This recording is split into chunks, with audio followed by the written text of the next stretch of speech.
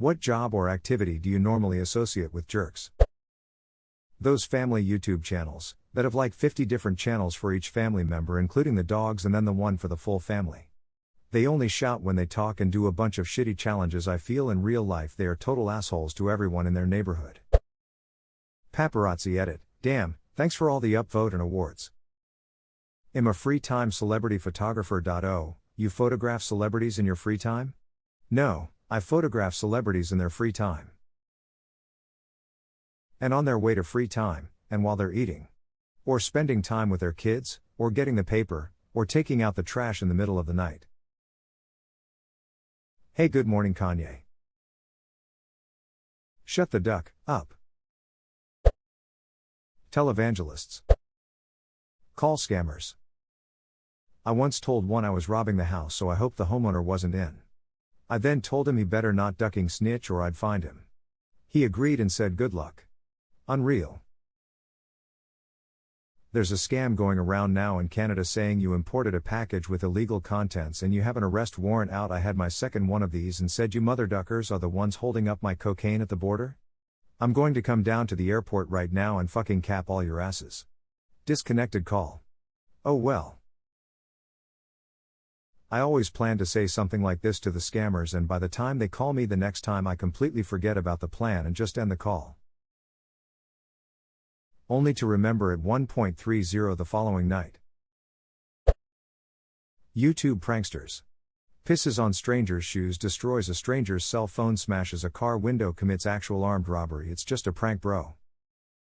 Apparently some dude literally tried to rob someone as a prank and got killed. Man, you've got to be incredibly brave and or incredibly stupid to pull this sort of shit in a country where people are routinely armed on a day-to-day basis. Especially in ducking Nashville. Holding large knives.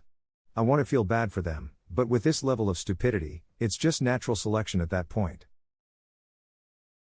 The only sympathy I feel is for the victim of those asshole pranksters. Read criminals, because pulling a knife on someone in a threatening manner is a crime regardless of intention. That man must now live his life knowing he killed a young man over a prank. I can't imagine what that must do to his mental health. Knowing you didn't actually protect anyone, because although there was perceived danger and you were well within your rights to protect yourself and your family, you killed a man who had no real intention of harming you. On the other hand, play stupid games, win stupid prizes. Where I live. Tow truck drivers. They're mini gangs who try and dominate each other. They see an accident, and they already start hooking up your vehicle without permission. They see a solo, one-man company tow truck, 5 of them will come and bully him out, even though the car is hooked up and everything. Edit, yes, in the GTA. The incident where I witnessed one tow truck driver being bullied by 5 was in Vaughan. He literally unhooked the car and moped his butt out of there. Just found this news article, Vice.com. Locksmiths did this to me once. I googled a locksmith service and called for them to get me into my car. Like, 3 minutes later, dude in a plain-looking Kia Soul shows up, opens my car and I pay him and we move on. Before I even drive away, another locksmith rolls up. This one has the decal of the company I called on his truck. I say to him, oh, one of your guys already got me fixed up. Thanks. He says, shit. That wasn't our guy. That was just some asshole who listened in on our dispatch radio and snagged our customer before we could get here. It's a weird business. Edit, this was in 2011-ish. I'm sure that these days, any good locksmith agency dispatches using an app or something rather than over a publicly available radio frequency. For some reason this is so funny to me. Stealing money with his lockpicking skills, but not like that. Yeah, seriously, this is some Looney Tunes bullshit. XD, now I'm picturing him scooting up in his little car with fire coming out of the tires, unlocking the door in one motion, snatching the money out of Op's hands, tipping a hat, and blazing off while the other locksmith slams around the corner, followed by a few cop cars with their sirens on. Caribbean chef. It's the biggest Jamaican platter I've ever seen. Jerk chicken, jerk beef, jerk pork. Is there any meat this man can't jerk? Those worms are lodged in deep there. So much that not even La Barbera's famous jerked prunes will shift them. Anyone involved in a MLM? But don't you want to be a boss babe and run your own company? My manager says I can let you in on our team for a low price of $300, and it's usually $600. BTW, I do still have a manager even though I'm my own boss. And don't you feel guilty for missing your children's lives by working at a full-time job? Or, if you're a SOM, don't you feel guilty for not helping out with the finances at home?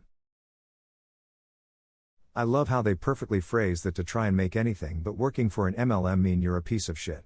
Like, working? You're a terrible, neglectful mother, how dare you let your children suffer at home without your attention? Or not working? You're a terrible, lazy mother, how dare you let your children suffer in poverty without your provision? It's really culty and manipulative. That's exactly it. I'm trying to keep my sister from joining one, but she is very stubborn and is just seeing the dollar signs they promise. They really manipulate your feelings. If you get the chance, Leolaric on Amazon is a great watch. Those people who work at the mall selling some kind of overpriced fake-ass product, for example Aura Gold, who will snatch your arm as you walk by and rub some unknown chemical on you before you have a chance to react and then launch into their sales pitch with very aggressive hard sales tactics. I'm pretty convinced you have to be at least psychopath adjacent to take that kind of job. I very nearly hit one of those people once because I just went shopping and was carrying a bag and I thought they were trying to steal it. I've also heard of people having allergic reactions to products because the people just automatically put them on without even asking whether a person has allergies to any chemicals. I'm sympathetic to all the people that lost their jobs during the pandemic, but I really hope COVID kills that job in particular. Also, MLM sales reps. You could be sweeter than a sugar-coated kitten before you get involved in a MLM, but after you join, you turn into a major pushy asshole. Debt collectors are also almost always assholes. Also special hate out to TSA agents and Wells Fargo. Jerk store owner. Well, the jerk store called and they're running out of you. You're their all-time best seller. Yeah? Well, I had sex with your wife. His wife is in a coma. Regional managers. They always threaten to visit so you go overboard cleaning the whole store. They never show up. But you better believe if you don't clean they'll be there ASAP.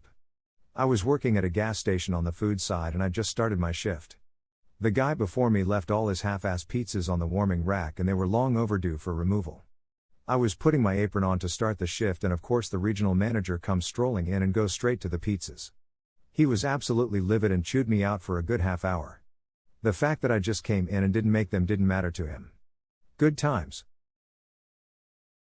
Regional managers are the most prime example of bullshit middleman job I can think of. I worked a gas station too. 9 pumps and a full-size convenience store. Mind you, this dick insisted this store with 2 registers never needed more than 1 person on shift. Every time this dick showed up I got reamed for not cleaning enough. But if Therese customers, Therese always a customer, I need to be behind the counter. Also, being a young 20-something guess who basically became the store's maintenance guy for no extra pay or title and an ass reaming if the ducking parking lot wasn't swept once a week? Cherry on top was other local stores had fountain pop and hot dogs and 2 staff whenever hot food is available. And this fucking regional every time he came in threatened to get us a hot dog machine and a pop machine. Deadpan, I told my manager if I have to be responsible for fresh food during a gas rush. A time where I can't ever scrape a minute together to go take a piss. Let alone keep up with cleaning. People will get sick and I will walk out the second it's delivered. It never showed up. Fight back, you're more valuable to the company than any dickhead regional. 1 person on shift. This makes me mad whenever I see it. That one giggle is running the whole store, taking on most of the work of actual ownership and getting very little in return. 40 hours, literally no breaks. Always on, always behind the counter. Ended up getting bowl issues from not being able to go to the bathroom. If I threw a sign in the window back in 15 minutes I would get ripped up one side and down the other for making customers wait. If there is a car at the pump I'm stuck behind the counter. Drive-offs are a thing and you bet your ass in a poor neighborhood people do, and I need to keep an eye out and try to get plate numbers. Also shoplifter, drifters, teenagers, tweakers, Kens and Karens. I seriously have PTSD from times I've been threatened, stolen from, and had my personal stuff stolen. Nah. Duck this nonsense. Stores need 2 people minimum. That shit is why I'm never working in retail again.